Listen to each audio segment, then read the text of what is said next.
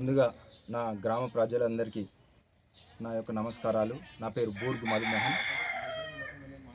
మధుమోహన్. మాది మెదిన్పూర్ గ్రామము. రెండవ సాధారణ సర్పంచ్ ఎన్నికల్లో నేను బరిలో ఉన్నా.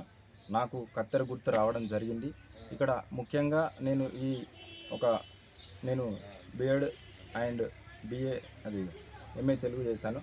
అయితే ఏంటంటే ఈ గ్రామంలో రాజకీయాల్లోకి రావడానికి గల ముఖ్య కారణం ఏంటంటే ఇక్కడ ఉన్న కొన్ని సమస్యలు ఉన్నాయి. పెన్షన్ రాకపోవడం లాంటి కొన్ని సమస్యలు ఉన్నాయి.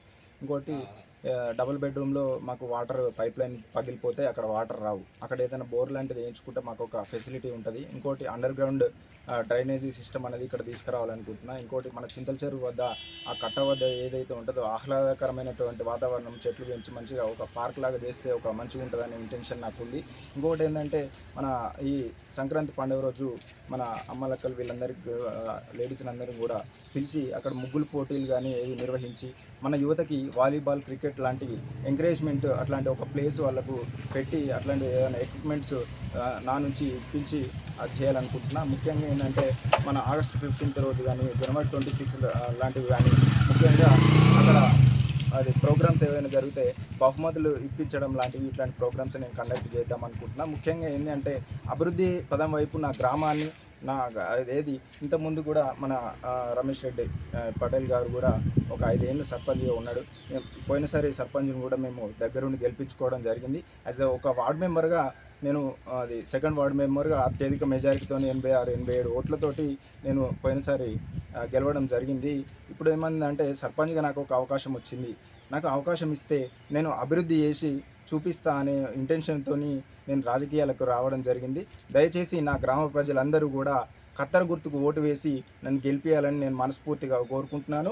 నా కుల పెద్దలు కూడా నా గ్రామంలో ఉన్నటువంటి పెద్దలు కూడా అందరూ కూడా సహకారంతో నేను ముందుకు పోవడం జరుగుతుంది. ఇంతకుముందుకు ఉప సర్పంచ్గా చేయడం జరిగింది చింతల నాగరాజు అని. ఆ మామ కూడా నాకు ఒక 10 ఏళ్ళు ఆయనకు ఉప సర్పంచ్ ఎక్స్పీరియన్స్ ఉంది. ఆయన నాతో పాటు కూడా రావడం జరిగింది. పటేల్ కూడా ఇక్కడ మన మెదిన్పూర్ గ్రామంలో అత్యధికంగా డెవలప్ చేయడం జరిగింది.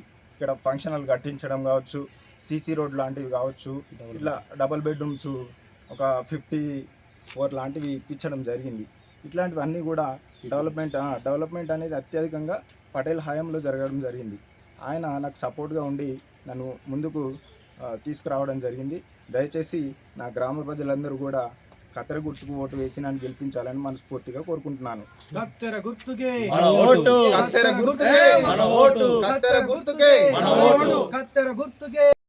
పేరు రమేష్ రెడ్డి, మెదిన్పూర్. ఇంతకుముందు మా మిస్సెస్ ఎక్స్ సర్పంచ్గా పనిచేసింది కేసీఆర్ హయాంలో. నేను ఎందుకు మధుమోహన్కు సపోర్ట్ చేస్తున్నానంటే ఈ 2-3 ఏళ్ళ నుంచి ఊరంతా ప్రతి విషయంలో వెనకబడ్డది. అప్పుడు మేము చేసిన దాన్ని 20 ఏళ్ళ వెనకకు పోయినట్టు కనిపించడం వలన మంచి చదువుకునే వ్యక్తి కాబట్టి, మంచి మర్యాద ఉన్న వ్యక్తి కాబట్టి అతన్ని సపోర్ట్ చేస్తున్నాను. గ్రామస్తులు అందరితో మాట్లాడిన తర్వాతనే ముందుకు వచ్చాను. నేను కట్టిన ఫంక్షన్ హాలు శిథిలావస్థకు పోతున్నది. అది మంచి చేయడానికి ఆయన మంచి వ్యక్తి కాబట్టి సపోర్ట్ చేస్తున్నాను. ఏదైనా పట్టించుకోవడం లేకుండా అయింది.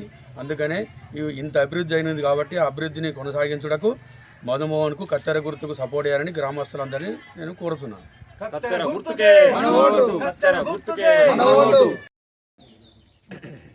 నా పేరు నరేష్, మాది మెయిన్పూర్ గ్రామం. మాది ఇప్పుడు సర్పంచ్ ఎన్నికలు జరుగుతున్నాయి కదా ఊర్లో.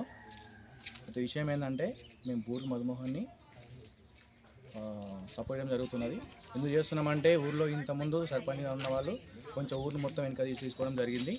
దానికి మేము మళ్ళీ ఊరినంతా సపోర్ట్ డెవలప్ చేసుకోనికి ఖచ్చితంగా మేము యువత మొత్తం కలిసి మధుమోహన్ని సపోర్ట్ చేస్తున్నాం.